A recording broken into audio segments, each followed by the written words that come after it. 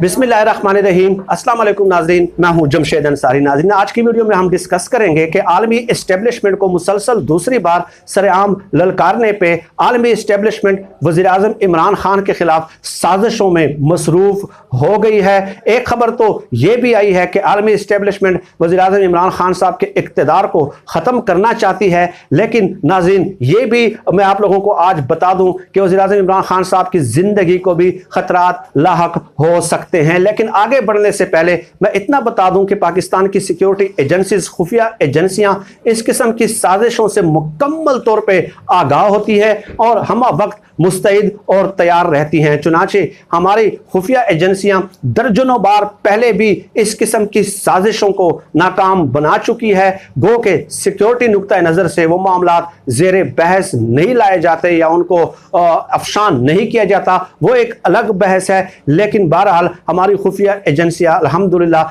तमाम तर साजिशों पर निगाह रखती है और उसके लिए एक काउंटर स्ट्रेटजी भी उन्होंने पहले से डेवलप की होती है। अब आते हैं नाज़रीन अपने मौजू पे, तो मैं थोड़ा सा वक्त आप लोगों का लूँगा ताकि तमाम डाट्स जो हैं वो बेहतर तरीके से कनेक्ट हो सकें। नाज़रीन, जब मशरिक़ वुस्ता की तकसीम की गई तो उस वक्त प्लान ये था कि मुख्तलिफ ममालिक में अपने वफादार और हिमायती हुक्मरानों को बिठाया जाएगा। चुनाचे प्लान के मुताबिक ऐसा ही हुआ। सऊदी अरब में आले सऊद को इक़्तिदार तफवीज़ किया गया। उर्दन में भी, शाम में भी, ईरान में भी, ईरान इनकलाब से पहले यानी कि 1979 से पहले। चुनाचे अंग्रेज़ों का ये जो प्लान था, ये जो स्केच उन्होंने अपने जहन में बनाया था, वो वक्ती तौर पे कामयाब रहा कि मशरिक़ वुस्ता की तकसीम के बाद मुख्तलिफ हिस्सों में अपने वफादार और हिमायती लोगों को, हुक्मरानों को जो है वो इक़्तिदार तफवीज़ कर दिया।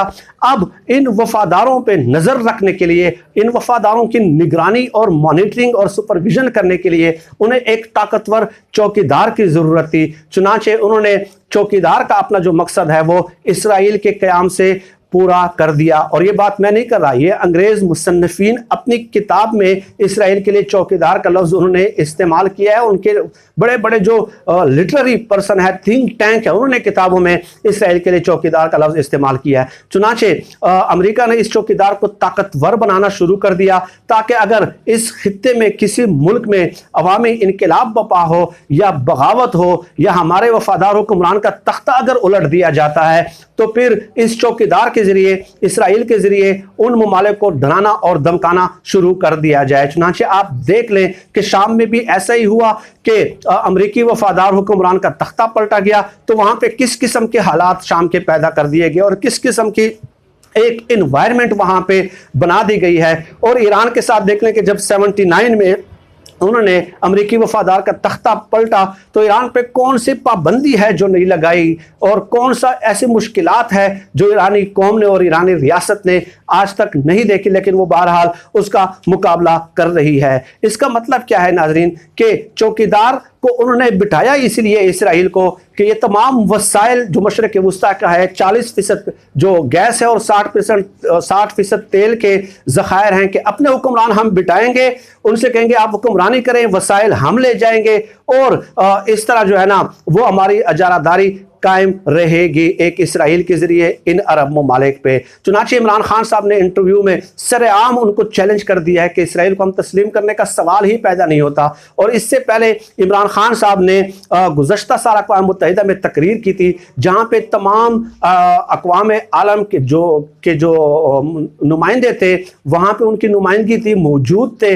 वो उस हाल में मौजूद थे जब इमरान खान साहब तकरीर कर रहे थे। तो इमरान खान साहब ने उनसे कहा कि हम गरीब लोगों से हुक्मरान जो हैं, उनके माजी के हुक्मरान, वो पैसा लूट के, मनी लॉन्ड्रिंग करके आप लोगों के मुल्कों में आ जाते हैं और आप लोग उन्हें लीगल प्रोटेक्शन देते हैं, कानून की आड़ में उनका तहफ़्फ़ुज़ करते हैं, जो कि मनी लॉन्ड्रर होते हैं, जो कि गरीब आवाम का उन्होंने पैसा लूटा होता है। तो इमरान खान साहब की ये ललकार उस वक्त भी अक़वाम आलम को पसंद नहीं आई थी और उस वक्त भी आलमी एस्टेब्लिशमेंट ने जो है ना वो अपने जो है ना वो प्यादे मूव करना शुरू कर दिए थे। चुनांचे उस वक्त भी खबरें आई कि इमरान खान साहब का प्लान ख़राब हुआ और जो तैयारा था जिसमें इमरान खान साहब साहब ने आना था न्यूयॉर्क से, वो आप लोगों को याद होगा।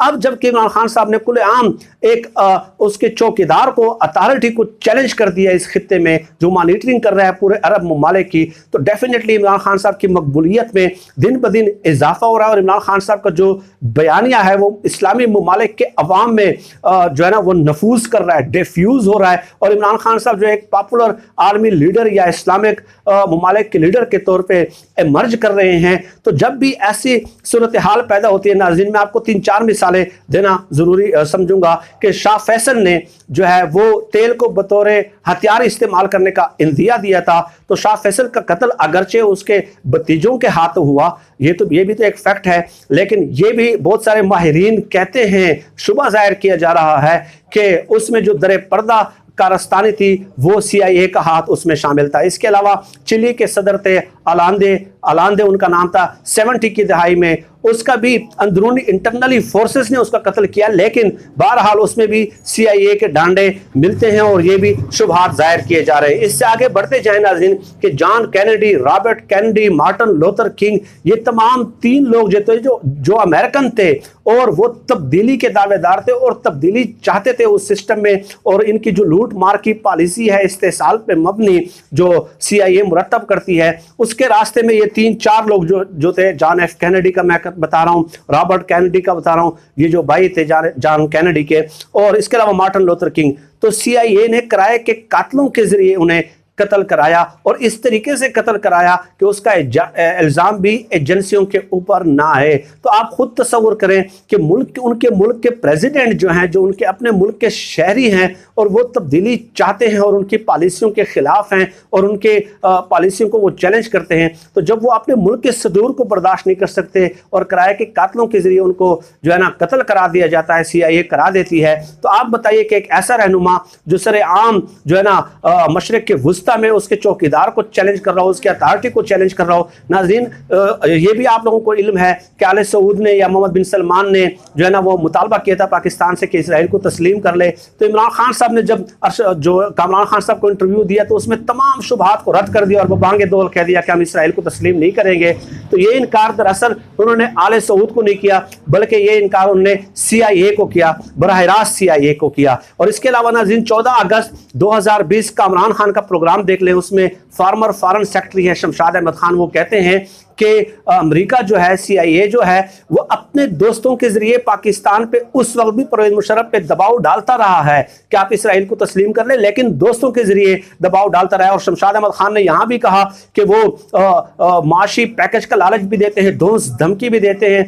हत्ता कि मैं आप लोगों को एक वीडियो में ये भी बता चुका हूँ कि CIA ने और अमेरिका ने परवेज मुशर्रफ साहब को ये तक भी धमकी दी थी कि आपको अपनी अदालतों के जरिए हम फांसी की सजा दिलवा देंगे अगर आपने इसराइल को तस्लीम नहीं किया। तो इस कदर उसके मोहरे हरकत में आना शुरू हो जाते हैं। तो नाज़रीन फिर इसका अल्टीमेट एंड क्या होता है? अंदरूनी तौर पे आपके लिए हालात खराब कर दिए जाते हैं। चुनांचे आप देख लें कि जब भी एक ऐसा लीडर आता है जो एक मजलूम लोगों की आवाज बन रहा है, या मशरिक वुस्ता में या एक खास रीजन में जो CIA की जो एक रेशा दबानियाँ है या लॉन्ग टर्म जो स्ट्रेटजी है, उसके रास्ते में वो मज़ाहमत बनने की कोशिश करता है, तो आलमी इस्टेब्लिशमेंट डेफिनेटली उस कौम को लीडरलेस बनाने का फैसला करती है। और ये तारीख का सबक है जो मैंने 5-6 नाम जॉन F कैनेडी के और रॉबर्ट कैनेडी के और इसके अलावा कर्नल कज़ाफ़ी वगैरह और बाकी नाम मैंने आप लोगों की खिदमत में पेश कर दिए। तो अब अंदरूनी तौर पे हालात कैसे ख़राब किए जाते हैं नाज़रीन? अंदरूनी तौर पे किया ये जाता है कि चंद ऐसी